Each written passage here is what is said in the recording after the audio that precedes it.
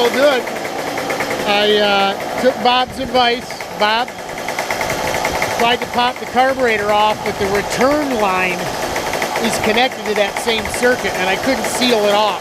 So I ended up taking the top of the carburetor apart and inspecting the needle. I got a double magnification. It's a magnifying glass with another magnifier in it. And looking at the needle that came with this kit, which by the way I got on eBay and is aftermarket. Keihin doesn't make rebuilds anymore.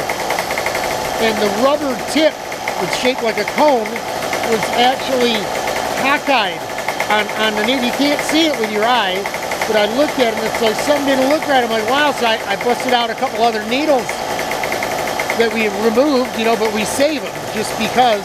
And out, lo and behold, the other ones were dead straight. And the needle I took out, see, I replaced the needle with a good used one. And the needle I took out looked like it was aluminum with a rubber tip, and all the Keihin parts look like they're stainless with a rubber tip. So far so good, right?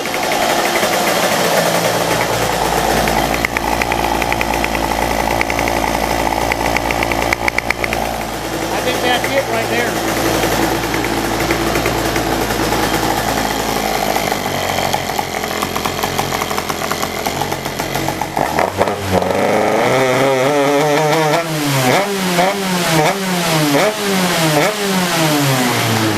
I like it.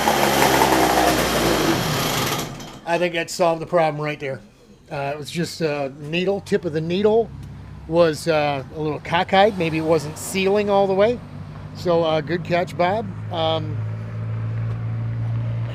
don't know. When I put it back together, dry, I checked the pop off, and it popped off in different places, but each time it held air. So being dry, it wasn't very repeatable. But we just kind of hooked the tanks up kind of halfway, you know, and just to get us going here. And it seems to work. It was not dripping. You saw that. It was not dripping at all. So problem solved. Now I can move on. I've got a bunch of other stuff I was working on, but this just, I couldn't leave it alone. So there we go. She's popping and holding the pressure, Bob. It was a needle issue. So there you go. Thanks a lot. Appreciate it. It's smoky in here, but it's a good smoky. Hang in there. Love y'all. We're praying for you.